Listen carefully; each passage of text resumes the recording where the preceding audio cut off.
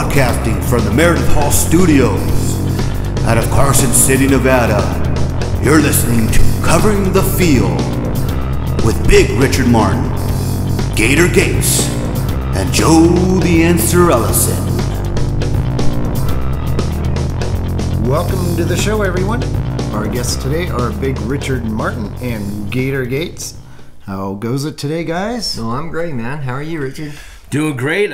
2 weeks in the NFL season, 3 in the NCAA football season, and I think it's great, exciting weeks of football. Sports is back, baby.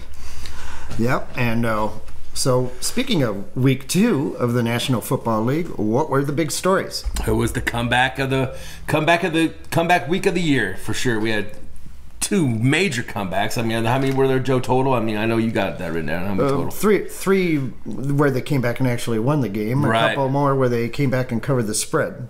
Yeah, definitely the Cardinals came back against the Raiders. We also saw the Jets score 2 touchdowns in 1 minute. Killed my parlay bet. I couldn't believe the Jets did that. And then the other one was, of course, the Dolphins, that we were high on all year about the Dolphins. We told you to get them at 50-1. Like right now, they're 30-1 to win the Super Bowl. Should have got them at 50-1. I'm telling you, it's Tua's year. McDaniel's a great coach. Love the way the Dolphins are playing. Yeah, Miami outscored Baltimore 28-3 in the fourth quarter. Pretty amazing there. The Jets needed an onside kick to come back and win that game. That was a great kick. It was a watermelon kick. They Yep. didn't even put it on the tee. They kicked it like a spinner, not a winner. Right. And I think everybody saw the end of the Vegas-Arizona game and scoring on the very last play of the game and the 2-point conversion. And the Hunter Renfrow scoop and score for the Cardinals. Unbelievable that Hunter Renfrow is such a great player. So dependable. Coughed it up and gave him the game away. Yeah. And Arizona's first score in that game wasn't until the third quarter, 6:03. Right. They had nothing at halftime. Nothing. Down 20-0. So it's been 30 years since there have been 3 fourth-quarter 2-touchdown comebacks. And 2010 was the last 21-point fourth-quarter comeback. So pretty remarkable weekend. Pretty remarkable. Just what we like to see. You know, it's notable that there's only 6 undefeated. There's 6 undefeated teams right now in football, and it's only week 2. So there's only 6 teams left. But the 6 look really good. We have the Bills, I think, are playing great. And they're going to go against the Dolphins next week. It'll be a great matchup of the AFC East. We're going to have the G-Men. No one saw them going 2-0. They had 2, ugly wins, but I would say Philadelphia's also undefeated, and the Kansas City Chiefs. Right. There were also some surprises last week. I would say Jacksonville shutting Indianapolis out 24-0. You mean the first place Jacksonville Jaguars? Enjoy it while you can. Yeah, they're a half game up. The Colts are going to have to do something with their offensive line, or else they're not going to go anywhere. Well, Matt Ryan's been on his back most of the season, so I mean, he actually is throwing the ball well, but just they're not scoring, and they look like they're not playing well. Coach Wright said that, it's hard not to overreact. Well, when you're 0-2, getting smacked by the Jaguars, I think it's time to overreact. It is. Detroit was a favorite for the first time in I don't know how long. That was one of the big rich picks of the weeks. And they actually won the game.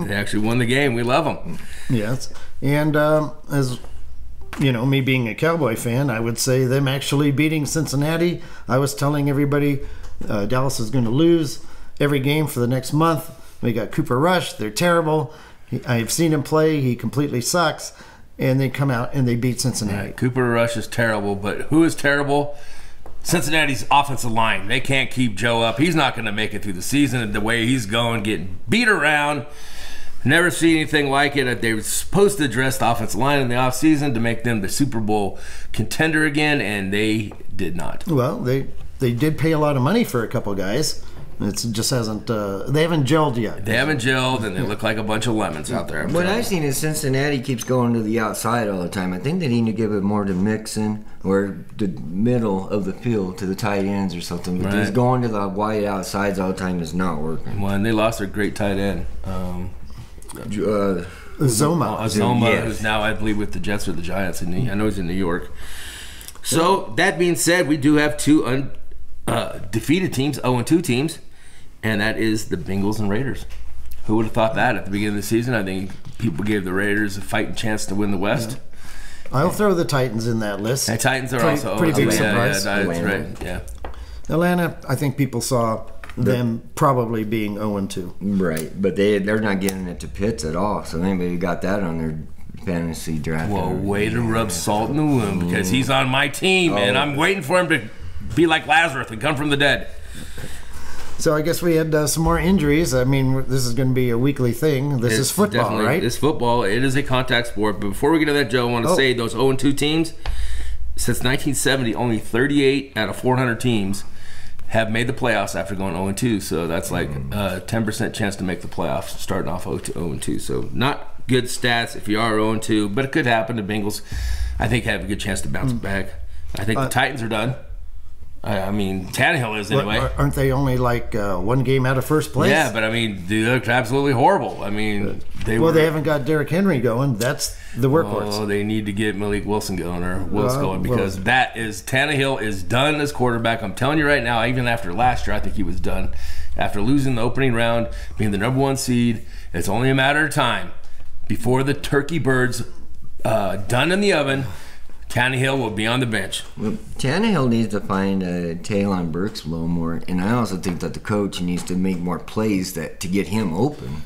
Yeah, how do you let AJ Brown go? I know he just looks like a superstar in Philadelphia. So you can draft use your first round draft pick on a wide receiver. You already had wide receiver. Yeah, but it's the money that you would pay for that. You got him on the rookie contract, and they don't. The life expectancy of playing in your career as a wide receiver is not as much as a lineman. You take a lot of hits, and you do lose a step as you get older. I'll say the first 2 weeks have been pretty exciting, though. A lot of close games, 12 games that were decided by 3 points or less. And through 2 weeks, that's a record. Well, it's perfect the way we like our NFL. We like it exciting, not like the yawner last night, the Monday night game. Minnesota just looked horrible. Kirk Cousins was just a yawner. Monday night was awful. 3 out of the 4 teams scored 0 points in the second half. Oh. And the only one that scored was the Bills. And I think he threw more interceptions than completions Kirk Cousins did. So that was my parlay pick. Thanks, Kirk. Thanks a lot. How do you like that? I don't. So there you go. So maybe we should get into some of the injuries that happened that could affect the games this week. Right. Well, Trey Lance, I don't think that's a bad injury because I thought Trey Lance was a bust anyway. The running quarterback, broke his ankle running the football. So there you go. Garoppolo comes in. Garoppolo's Mr. Consistent. The sheriff came back in and took control of the game, and they beat the Seahawks pretty openly. But yeah, they took care of him pretty good. And speaking of the Seahawks, safety Jamal Adams is going to be out for a good 9 weeks. Yeah, at they least. said it's a quad injury, so I think you need a surgery on that. So don't expect him to be suiting up anytime soon. Jacoby Brissett for Thursday night game, tomorrow's game. Make sure you know that he has a hurt ankle, and they are very low on the offensive categories anyway. So Brissett not moving around, I think that gives Pittsburgh a good chance to cover that spread. Well, is Jameis Winston playing with a broken bone in his back? Is that what I read? And that's or maybe multiple broken bones. He has a broken spirit by Tom Brady. I mean, he threw the pick six at the end of the game. Didn't look like he was comfortable. The Saints might just want to be looking for the draft for a quarterback because Jameis Winston is not the answer. But it looks like he will keep playing as well. Justin Herbert, who got racked up pretty good and hitting the ribs. Yeah, that was my You Got Hosed segment right there. I mean, he's like Lazarus coming from the ground thinking that he's not going to play, and he's got a broken cartilage. And what does he do with one arm? Goes up there and just slings 2 fourth down touchdown passes last week against Kansas City. Thanks a lot. That did not cover the spread after all. Yeah, Kansas City got hosed on the end of that. That's part of the You Got Hosed segment. And TJ Watt is going to be out for a little bit for Pittsburgh, defending Defensive Player of the Year. Right, and he looked like a Defensive Player of the Year again in week 1. He played great, had an interception right in his face mask. That was a surprising win that they had against Cincinnati. And it's not an injury, but Mike Evans will be out one game. The Tampa suspension. Bay wide receiver. Right. Protecting Tom Brady. He's the shield of the NFL. How can you let Lattimore go there and trash talk Tom. That's not against the rules. That should be against the rules. So what does he do? He defends his honor like any good player would do for Tom. Terrific. And he gets a 1-game suspension. He does not like Lattimore anyway. They go against each other all the time. They trash talk. They definitely don't like each other. And there goes Mike Evans, 1 game next week. Yeah, So, if it was a hockey game, then Evans would have been the goon or the protector, or at least He would have been MVP. He might have Marty been, he might have been the McSorley. 3-star player of the game for Exactly. for sure. protecting Wayne Gretzky. Exactly. Another one that was suspended for taking a swing. That's Bobby Hart of the Bills. He, after the game, everybody shakes hands in good sports, right? Not Bobby Hart. He goes and finds one of the offensive players on the other team, the defensive players, swing and a miss, and he hits the coach in the face. So he's got a 1-game suspension also. All right. So I guess we should get into next week's game. Well, let's talk a little bit about Kyler Murray. If I were, Sure. Oh, yeah, Kyler Murray. Talk about a slap in the face. All right, so news flash. Boom, boom, boom, boom, boom.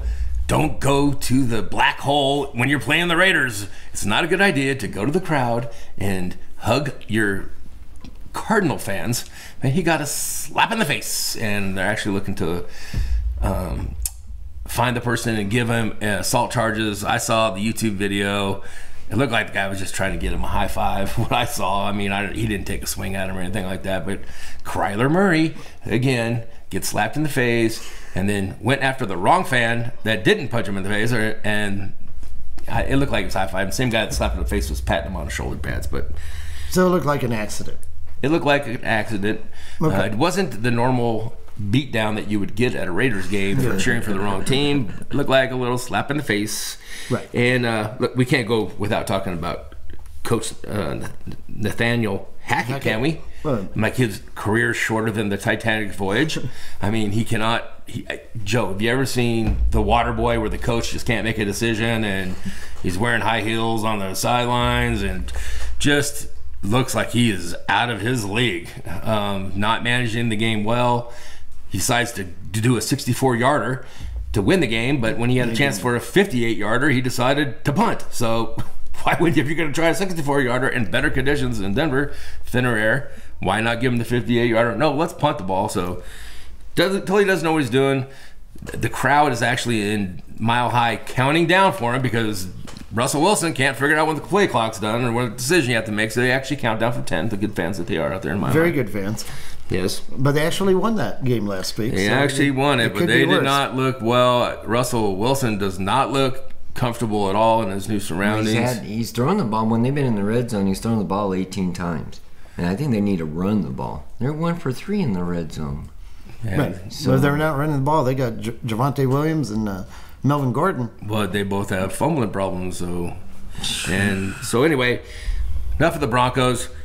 Just a sore wound for myself, being a Bronco fan that I am, and I did pick them to win the West, and I don't know how that looks, but it looks better than the Raiders. So. All right, so anyway, let's get started. You want to, before we get started next week, But we could roll out some stats of what's Okay. happened so far. Home teams 17-14-1 against the spread. Favorites 13-18-1 against the spread. Home underdogs 8-5-1. And there have been 21 unders, 10 overs, and 1 push. Basically what we were talking about before the season started, how people like to bet the favorites and the over. and the over. People love to bet the over. Well, and the point spreads are always adjusted a little higher because the books know. Right. Everybody likes to bet the over. And sure enough, more than half of the games have gone under. And what did we say? The underdogs went 53% And week last year. Yeah, week 1, yeah. Or over the course of the season also. Okay. And it's happening again, where the more underdogs are covering than the favorites. So nothing new. That's the way you got to lean when you look at the sheet. If you're making a smart wager, make sure you know your team's going to go over. But I'm going to talk about good quarterbacks. I'm going to play a game with you, Gator, and a game with you, Joe, the answer. We're going to play Who Am I? Okay. Oh, geez. In 2 games, I have 471 yards passing, 6 touchdowns, and 1 interception. Am I Kyler Murray, Am I Mac Jones? Am I Jared Goff? Or am I David Carr? Golf. That sounds like Goff to me. Golf. You guys are both correct. Jared Goff has 6 touchdowns, 1 interception, and 471 yards. Playing great football out there in Detroit. They were scoring over 30 points a game. They look great. My receiver, Amon-Ra St. Brown. Yes. He's got 8 straight games with 8 receptions or more. He's trying to set a record. Well, if you watch Hard Knocks, he stated every person that was drafted above him. He knows them by name and who they are. I think he was like the 10th receiver taken in the draft, and he knows everyone that was taken before him. So he's playing with a chip on his shoulder and playing great football. I will note that Josh Allen has 614 yards, 7 touchdowns, and 2 interceptions. He looks great. And also Patrick Mahomes has 595, so close to 600 yards, 7 touchdowns, and 0 interceptions. Right. All right, so I'm going to get you again, guys. One more. Which team am I? All right. Who has the highest yards per game? Highest yards per game. Am I Buffalo? Am I Miami? Am I Philadelphia? Or am I Detroit? Miami. I think I'm going to have to go Detroit again for some bizarre reason. Because they scored 35 points the first game. Oh, but it's yards, not points, but you need yards to score. Yeah, I'm going to stick with Detroit. It is the Philadelphia Eagles with Jalen Hurts running, throwing. They look awesome out there in Philadelphia. They are the number 1 yardage team, and look like they look like right now the best in the NFC for sure. Do you want to care to guess maybe who's the worst yardage? I'm going to let my producer think about it real quick here, and it is the Chicago Bears are the worst with only 432 yards per game in 2 games. So, but they did beat the Niners, so it could be worse. Yeah, in a rainstorm. Everybody who's 1-1 that had 1 good game and 1 bad game, just think it could be worse. It could be worse. You could be a Bears fan right now, or a Jets fan.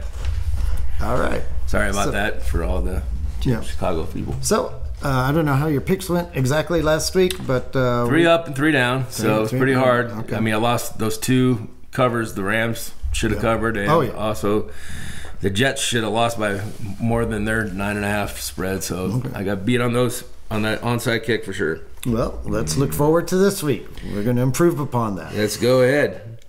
First of all, what about Tampa Bay at home against Green Bay? This might be the last time we get to see Tom Brady and Aaron Rodgers. I believe it's the early game, so I would like to say I'd like to see Tom Brady smack Aaron Rodgers around. I know they're hurting with receivers. That's going to be an issue, but Tom Brady, as long as they can protect him. Green Bay definitely. They did get a comeback win last week. They had the win against the Bears, which they own. And I think that they go into Tampa Bay. I think that Tampa Bay defense is playing great. I'm going to take Tampa Bay's defense might be the best in the entire league right now. And I'm going to stay away from that game. Going on. Going on. What do you think what about Gator? I mean, do you want any... I like Tampa Bay. Yeah. I really do. For all the reasons you just said, too. Exactly. Okay, well, let's go with the LA Superchargers. -7 against the Jags. I think Jags might be a little bit overrated. They did have a good game against Matt Ryan. If Justin Herbert can play, which he said he's day-to-day, so that means he's going to play usually. If he can play with can't breathe and can't raise his arm over his head and still throws a touchdown against Kansas City, I think he will have no problem with the Jags. Jags usually don't play well on the West Coast. I like the Chargers. Yeah, there's some good stats for the Chargers. 9-0 against the spread against Jacksonville and 5-0 at home. So they've basically covered every single time they played them, or at least the last 9 times they played them. So as long as Herbert plays, he got an extra 3 days rest for playing the Thursday game. I think that he'll play. He cowboyed up and sure took my money, but he looked great. You guys tip your hat to a guy like that. I mean, he looked like he was done for the day. I was ready for him to take the shoulder pads off, and he had no part of it. Showed definite toughness there. Right. Jacksonville continued their streak of 18. It's 18 straight now road games that they've lost, and they're 1-9 straight up. Maybe they should change their uniforms or something, and maybe they should. Just tell them it's a home game. I mean, wear the opponent's home uniform. I know exactly. They'll win every time. The other one I like is I'm going to stick with Detroit Lions. They're getting 6 at Minnesota. They're scoring 30 points a game. I don't see that changing. I think it'll be a close game. I don't know if they'll pull out the win, but I definitely like the points. Yeah, I like Detroit and over. I think every time Detroit steps on the field, you got to go over. Also, Detroit and over. I love that. They're 7-1 against the spread against NFC opponents in their last 8 games. So definitely like the over 2 on that one, Joe. Philadelphia -6.5 over Carson Wentz and Washington. I think that they're going to take off right where they left off. They look great against Minnesota. Defense is playing great. They very much look like the team to beat in the NFC. Okay. You got any thoughts on that, Gator? Well, no, those games that you're talking about, yeah. Like, okay, let's go back to the Jacksonville Chargers game. Chargers are at a -320, and when they get that high, they seem like trap games to me. Now, not saying that Chargers are going to lose, but the 7 or 6.5, wherever you're going, seems kind of high to me. And I'm not sure about Jacksonville. I don't know what kind of team they are. Just like I said, they're probably overrated. The other one that you guys were talking about is Minnesota. They're at a -325 too. And I'm sure that everybody's going to be taking Detroit, but Minnesota's going to be at home. They're going to have to do a lot better. They have to give the ball to Jefferson and the other guy. Dalvin Cook is not running the ball for nothing. Thielen? Yeah. Thielen. Yeah, and they need to find him. So what I'm seeing here is that they look like trap games to me. Well, who was the leading rusher on Monday night? It was Kirk Cousins. Yeah, so they need to get the ball to exactly. So I don't know. Like I said, when I start seeing numbers like 325, 400, and those are the games that you pull your dollars out and, honey, give me that 100 over here. Those are the ones that tend to lose. Right. So they just saying that they look like traps to me. Okay. Well, Jacksonville, I think we can ignore that Indianapolis game because they beat Indy like 9 times in a row in Jacksonville. Mm-hmm. That just happens regardless of how good possible playoff spot last year, the last game of the year, right? Week 17. Week 18. 18. Yeah.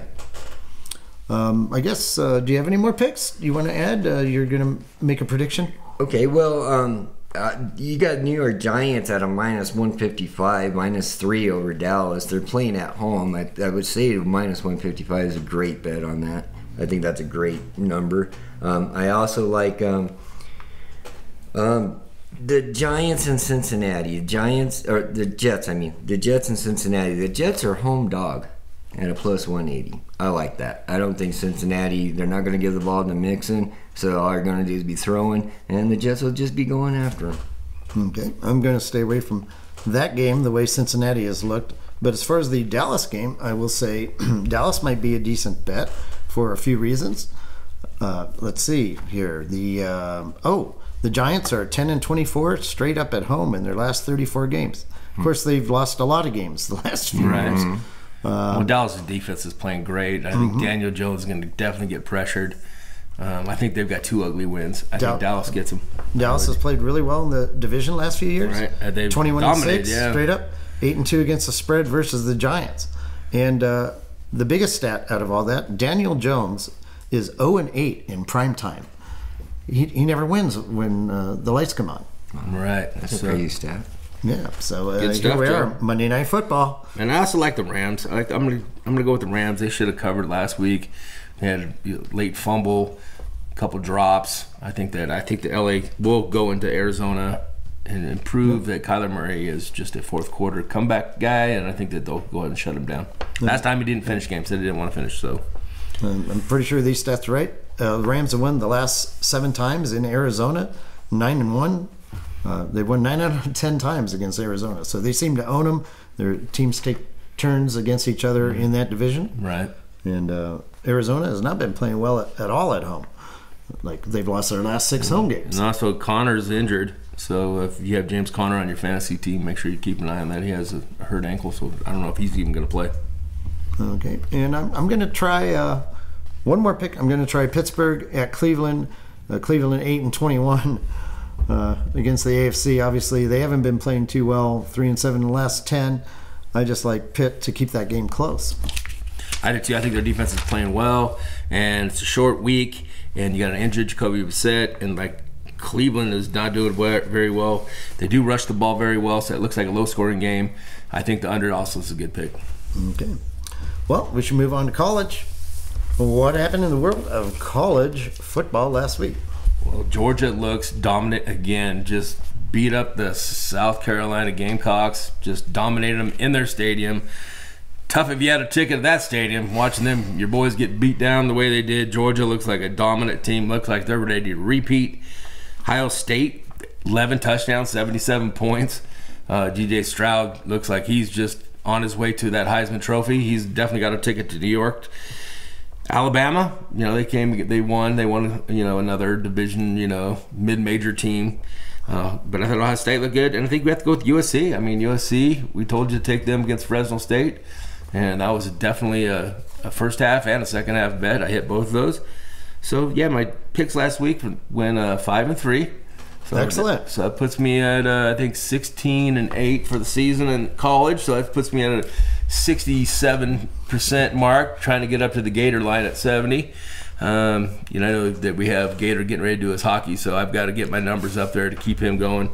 So it was just a good week of football. Just exciting games. I love this time of year. Love it. Fall. Love to see the Michigan. They look dominant. They, of course, they haven't played anybody, and they played every game at home. They have 8 home games this year, so I don't know how that worked out with the scheduling, but 8 home games. You play 12, and you're going to play 4 on the road in your conference, and every other game at home. At home, that's I guess when you sell 110 tickets a game, I guess it's kind of hard. Yeah, so even the visitors get to come get a good paycheck if you come play on the road and let Big Blue smash you around like they've been. But they've looked great this year. I think they look great, and we'll talk about them on our picks. A couple of other notes. Surprising, Southern Illinois won at Northwestern. That's not Northern Illinois or Illinois. Southern Illinois is an FCS school, the Salukis. The Salukis. And what is a Saluki, Joe? It's a dog. Okay, good. Yeah. All right, good. Thought it was a bird. And that was a big surprise. Eastern Michigan won by 9 at Arizona State. Herm Edwards got fired after that game. Oh, well. Hello. Yeah, Herm Edwards. Hello, we're here to win the game. Although his record was 46-26 there, and you would think, oh, he's not going to get fired. But there's also some allegations of illegal recruiting. And during the COVID time, they were doing things that were not supposed to be Edwards legal. Was not wearing his mask while he was recruiting? I think they were having little get-togethers and stuff. Right? Yeah, exactly. There's no COVID in Arizona, you know that. And Appalachian State won on the last play of the game. That was a pretty amazing game. Sunbelt, we're keeping an eye on those guys. They're exciting every week. I think they have Appalachian State and James Madison, so bet the over on that one for sure. I think they're playing this week. Well, my picks went 2-0 last week. Wow. Kansas and Oklahoma. Wasn't Oklahoma a great pick? I think they both demolished. Covered by 2-3 touchdowns. Exactly. I mean, not just Scott Frost. See you later, man. I mean, he knew it was a good time to ride that guy out of town. Well, he's already gone. That's what I meant. That was a good time to ride him out, and we knew that. They saw the writing on the wall, and Oklahoma just looked great. Their offense looked good anyway. Yeah. So, picks for this week. Okay, well, let's just start. We have Arkansas and Texas A&M at Texas A&M. I love the under in this, Joe. I think Arkansas struggles in the red zone. They turn the ball over a lot. Texas A&M's defense is great. I think it's going to be a low-scoring game. I would like to see Arkansas win with their running. Their coach is great. But I think the 48.5, I think you go under on that. That game's going to be 2017. I think that's a good bet. What about Washington? The Huskies. Right. They're in the top 25 now. They should be. They just demolished Michigan State. Got over 400 yards with Michael Penix. Make sure that X, it's a P-I-N. Careful how you say that. You don't put an S in there. But he really was laying the wood to Michigan State. He looked like that they had a bunch of track stars out there. They couldn't keep up with him. He looked like he was in total control of that game. I think Washington's for real. So I'm going to take Washington. Washington this week. I think they're 13. They're giving up 13.5. So yes. So I think lucky 13. Lucky 13.5. I think they win by 14 easily.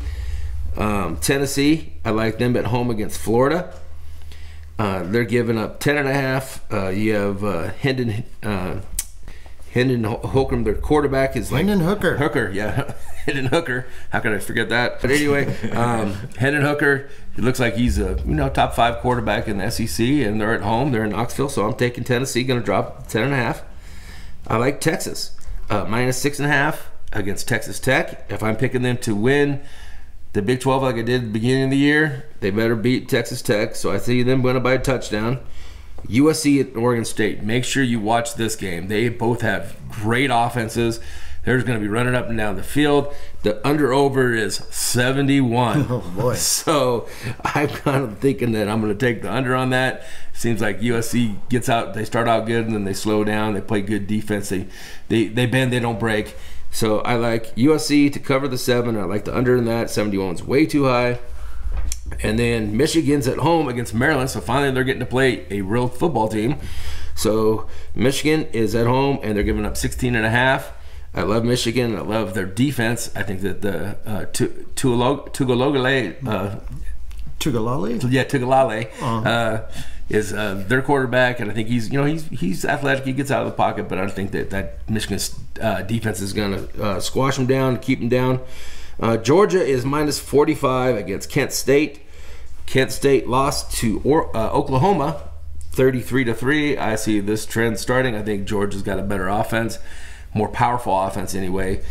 Oklahoma looks great in the air, but I think Georgia's going to wear them down with that big line they have. They're going to run up and down the field. So I'm going to drop the 29 at halftime. It's a 45-point, but I'm going to drop. I say they go up by 30 points by halftime. Okay. And Gator, do you think you have any choices this week, or you're no picks? Okay. Staying off to college, are you, Gator? Staying with the pros. I went against your Florida Gators. I don't get to watch too much college. Okay. Well, I'm going to go back to the well. I mean, Oklahoma minus 12 against Kansas State. Kansas State just lost at home to Tulane, 17-10 last week. Tulane, too. That was really weak. Green wave. So how are they going to cover 12 at Oklahoma? I don't see that. And Kansas is only 8.5 against Duke. I haven't seen Duke play. I don't really know what they're doing, but I have seen Kansas play, and they look pretty amazing. Yes. Lance Leopold, the coach, is going to be and Thompson, one of the coaches Daniels, of the year. Daniels is the quarterback, and he's phenomenal. Right. So he's throwing over. They're going to get scoring between 30 and 40 points a game, so that's a good bet. Yeah, we're going to go right back to those same two. Okay, I guess we got to talk about some baseball. How the pennant race is shaping up. There's only 3 weeks to go. There's only, basically 2.5 weeks to go, and the Dodgers, we said, is already in. The Mets and the Braves have clinched a playoff spot, so they're in the postseason. Congratulations to those teams, and the first time the Mets have been in the playoffs since 2016. Wow. So that's a good time for them to get out. The Braves, Abilias, the second baseman, he broke his pinky last night. So he's going to be out, but he should be back for the postseason. Okay. So that's one thing to watch. Houston won their division also. Yes, they've won 5 out of the last 6. They've won the West. They own the West. So I don't think they've only year they didn't win was 2020. So their last 6 years. It appears that the New York Yankees, St. Louis, very close to winning their divisions. It would take an act of God for them not to win theirs. The only thing that's open right now for a wild card spot that I see is probably going to be Milwaukee might challenge the Padres. Milwaukee didn't give up at the end of the right. So they're only 2.5 out for 2.5 weeks to go. So there's plenty of time for them. And it appears Baltimore's 5 out, so I think they're fading. But good season for them. Toronto, Tampa Bay, and Seattle appear they're going to all get in. And Baltimore will be the odd team out. Right. And, of course, the AL Central, Chicago, Cleveland, Chicago White Sox, Cleveland, Minnesota. I mean, they all still have a shot. They have a shot, but Cleveland's magic number is 10. Right. And so I think the Cleveland's going to probably be able to take care of that. And I think that's really a big, disappointing season for the White Sox for sure. That would be an epic collapse if Cleveland doesn't hang on to that. Right. And moving on, let's see. So, the wild card starts October 7th. That's pretty darn soon. Right. So a few weeks away, but one thing, Judge hit his 60th home run. Tying Babe Ruth. One away from Roger Maris to 61, the real home run record. Yes. He did it in less games than Babe Ruth, too. So Oh, well, that's So good. we can give Aaron Judge some credit on this. Well, I think Aaron Judge is just a class act. Every time they talk to him, he's talking about the wins and losses, even though we know he hit 60 home runs. That's an amazing feat. Linden, California. He's also in. He's also winning right now at the Triple Crown. He has 120 RBIs, and he's batting .316. So he's in the leading right now in all three categories. The next highest. Oh, okay. Take her fake. Oh, Take her fake. it's The next highest home run leader after Aaron Judge is 15 home runs. Is more than 15 home runs behind Aaron Judge. Would you take that or would you fake that? I would take it. 15. More than 15 behind. I would I'd take say that. more than 15 because I would say no one's at 45. The next highest one is 40. So Yeah. he is Wow.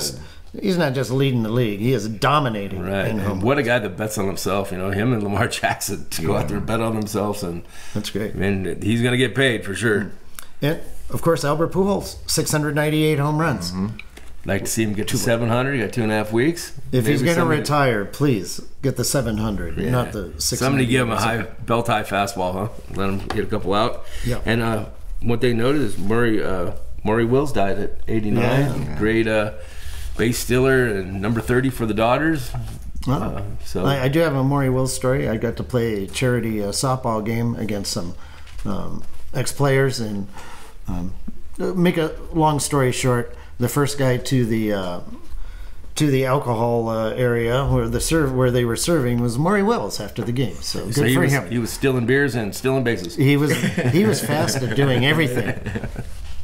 So Gator, we got to get to some other sports. What happened in NASCAR last weekend? They were at Bristol. Yeah, it was a night race, but what a crazy race, Joe. Bristol never disappoints. You notice that? It doesn't matter what kind of cars are on that track. But I did have the Fords winning at a plus 270, so I'm happy about that. Yeah. But this was a nail-biting event all the way through, Joe. Chris Bouchard at 70. Chris Buescher, right? Bouchard. 75. He was 125 to 1 when that sheet came out. Mm-hmm. That was a moneymaker. 75 when he went off. Right, correct. After they changed the odds after qualifying. But he became the 19th winner this year. And the first time we didn't have any car cross the finish line first in the first round of the playoffs. Right. That tied a record. Those 19 different winners in one season. Well, Chris did win by a late pit stop, whereas Cruz only put on 2 tires for him, and that put him in the front. But the story of the race, Joe, wasn't that. It was more about the dozen or so playoff contenders that were having some type of car problems, which we've had all year, pretty much. But the Fords, they were having tire issues. They were going flat, and the Toyotas were having engine failures. But we did have 4 drivers miss the cut. We had to cut them off, and there would be Kevin Harvick, Kyle Busch, Austin Dillon, and Tyler Reddick. Hendricks Motorsports had very little problems, and they put their Chevys first, second, and third with Chase Elliott and William Byron. Toyota finished 4th with Christopher Bell, and he was followed by Joe Gibbs's racing Chevys with Allmendinger and Joel Custer. Cole Custer. Cole Custer. Mm-hmm. Yeah, tough season for Kevin Harvick. Yes, very tough. I feel really bad. With that, I do have a sink or swim. Okay. Next year, 2023, Tesla sink or swim is going to be in the NASCAR. NASCAR? No, I gotta sink that. There'll probably be an open wheel before they do that. I'll see a DeLorean there before it's a Tesla. It's a sink. Yeah, it's a sink.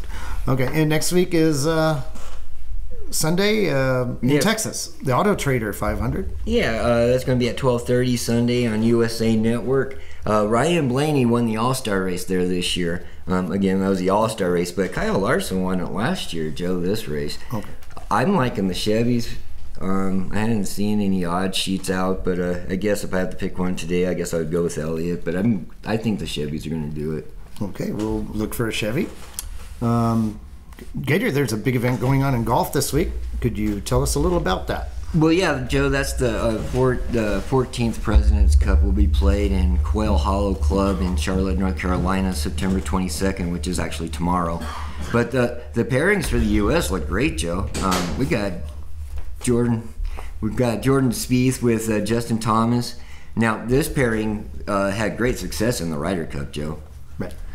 Then we had Patrick Cantlay and Alexander Schauffele. Schauffele? They played together 4 times at the President's Cup last time, and they also won the Zurich Classic of New Orleans in April, Joe. Yeah. They look good. U.S. dominates. This is the 14th President's Cup, and the U.S. is so far 11-1-1. The only loss way back in 1998. Expect the U.S. to dominate, and the books certainly do. They're a minus 750 on the three-way international, 7-1. A tie is 18-1. The spread is 6.5. So USA is not just supposed to win; they're supposed to completely dominate. Well, I'm looking at this event now. This is a charity event, you guys, so it's not for any prize money per se. But I'm seeing it as the PGA against the LIV. That'd be fun. That's exactly how I see it. It's, Okay. Yeah. And there are other ways to bet that are available, like top scorers, and just check out the odds. And Right. This isn't your normal bet. I mean, you're going to have the foursome. Thursday is going to be, you're going to have 5 matches of the foursome. Friday, you got 5 matches of 4-ball. Saturday, you're going to have 4 matches of foursome and 4 matches of best ball. But then Sunday is going to be 12 singles. So Yes. it's a different event, different way. It's match play, and it's very exciting. Yes. I love watching match play. Yes, I agree, Joe. And I would suggest people do watch if they don't normally watch golf. This is a little more interesting version. Now, you're the biggest hockey fan I know there, Gator. Thank you. Do you? Do we have news from the National Hockey League? Oh, it starts Saturday, Joe. Preseason is going to start Saturday, and we got 3 games. Awesome. Ottawa is going to be at Toronto. That's one of them. And Boston at Philadelphia and St. Louis at Arizona. Oh boy, I'm going to have to put some of that on too. I know it's just preseason, but just to see guys skating around is going to be exciting. Now you guys can go bet the first couple of games of the regular season. That starts October 7th, and some of the books already have odds out there for you. All right. We also had some retirements. Zdeno Chara, 45 years old, with the Boston Bruins for many years. That 7-foot guy? 6'9", and just one of the greatest. Keith Yandel, who set the record for most consecutive games played, 964 consecutive hockey games. That's amazing. That's unbelievable. Yeah. And PK Subban. Sad to see him go. Yes, maybe more known for going out with Lindsey Vonn than his actual his hockey career. But he's only 33, retiring. But apparently, he has a television. Yeah, he's future. doing all right, Joe. He actually does really good on the TV.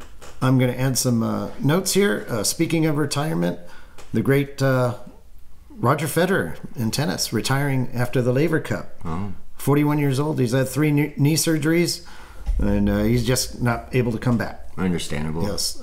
20 Grand Slam victories, 103 total titles. Basically changed the game when he came around. Yeah. And now, of course, we have Rafael Nadal and Novak Djokovic who've passed him, but Federer was the man. Exactly. For like 10 years. Congratulations to the Aces. It's a good time to be called Aces. Las Vegas Aces won the WNBA championship, and the Reno Aces won their division in 3A baseball. So if you're up here in Northern Nevada, you want to see some playoff baseball, go up to Reno. And finally, I'm going to look forward to the grand final of Australian rules football this weekend. Yeah, exactly, Joe. And Geelong, a 12.5-point favorite over Sydney. Can't really say I'm going to give out any predictions. The total's 164.5. You would think defense wins championships. I'm leaning towards the under on that. It's just a game to watch because these two teams don't like each other too much, Joe. Well, I'm glad you noticed that.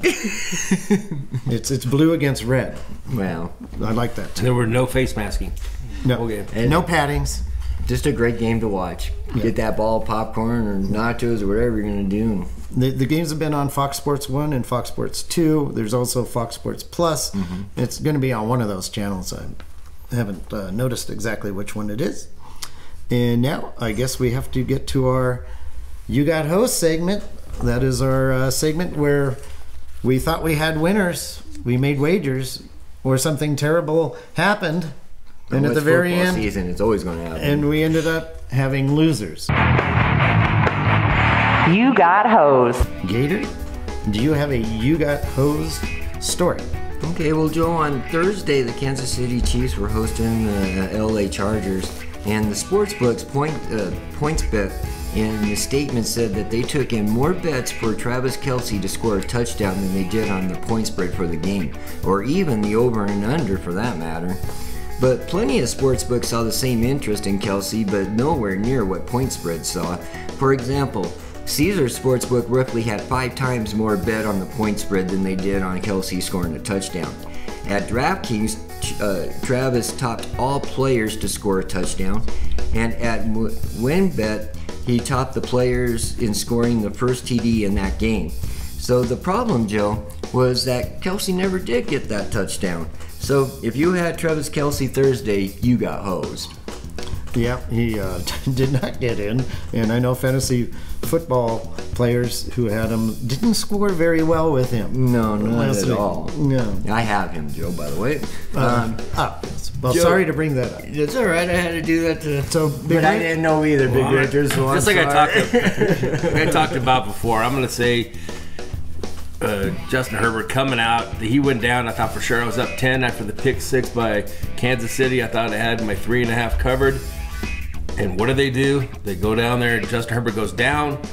Looks like he can't even. He had to run for a first down. He just stopped and threw it in the ground. I said, he's done. I mean, but the dude just comes back on 4th down and slings a perfect pass. Not just a great pass, a perfect pass. That was great defense. I don't know. He threw it underneath the defender's armpit and got it on 4th down. And then they got another 4th down and threw the touchdown pass. So, man, I got hosed. Yeah. Well, that play, that touchdown, that was 4th down too. It was right? 2 4th down plays. And that was close enough to kick a field goal. And most Would teams kick would have kicked the field goal, cut it down to 7, recover the onside kick. Right, You know. which I was yelling, and I thought for sure that he was going to do that. Even when I was up by 10 and I saw Herbert go down, I did tell my son, go to all the pizza you want. You can go to prom. Don't worry about it. I'll get you a tux. And, yeah, he's still going to prom, but he's not wearing a tux. I'd say maybe that was the only coach who wouldn't have kicked the field goal in that situation. He had Justin Herbert. I mean, he's more accurate than his kicker. But he's well, maybe that was the thing. Maybe no faith in the field goal kicker. You might be onto After something. the way Nathaniel Hackett got almost rocked for kicking the field goal, I had no idea he wasn't kicking a field goal, taking that kind of heat. Yep. You got a story, Joe? Well, there's always so many every week, So I'm just gonna line them up. Okay. I'm gonna do this probably every week anyway. But sure, that one, the Kansas City one, Baltimore being up 21 in the 4th quarter, getting outscored 28-3 and lose outright. It was 2 a time. 42-38. It was 2 a time. Unbelievable. That Cleveland, of course, scoring. Giving up the 2 TDs in 1.5 minutes, and I don't know if that's ever happened to lose by 1 point. Well, I mean, how do you not guard the best wide receiver in football? How do you miss that guy twice? Got open. I will say Nick Chubb got some flack for not falling down on the 1 yard line. If he'd have fell on the 1 yard line, we all would have covered it. It would have been great. But Nick Chubb, well, he did give him some fantasy points, so I do appreciate that, Nick. But next time, get the win. They were up 13. You don't really expect that to happen, to give up 2 touchdowns in a minute and a half. Right. I would have went in and scored too. I don't blame them for that. The Rams giving up the 3 touchdowns late. They won by 4, but they were favored by 10. Right. They were up by a lot. Yeah, I can't remember how much. They were up by like 25. And of course, Las Vegas, 20-0 up at halftime and losing outright, 29-23. If you bet any of those teams, you got hosed. That's correct. You got hosed. So, we thank everyone for listening to the show. That'll wrap it up. I thank Big Richard Martin. I thank Gator Gates. Everyone for listening. And we look forward to doing another episode next week of Covering the Field. You've been listening to Covering the Field. Email us at coveringthefield@gmail.com for all your comments or questions. Find us on Twitter @CoveringField. And of course, always check out the website for our picks of the week and updated articles. coveringthefield.com.